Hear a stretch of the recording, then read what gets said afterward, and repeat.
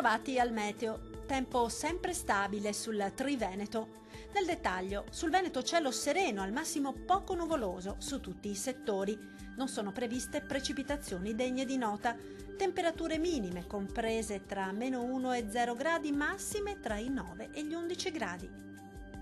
Diamo ora uno sguardo al Friuli Venezia Giulia. Sarà ampiamente soleggiato su tutti i settori ed il cielo si presenterà sereno e sgombro da nubi ovunque. Temperature minime previste tra -1 e 0 gradi, massime comprese tra 9 e 11 gradi.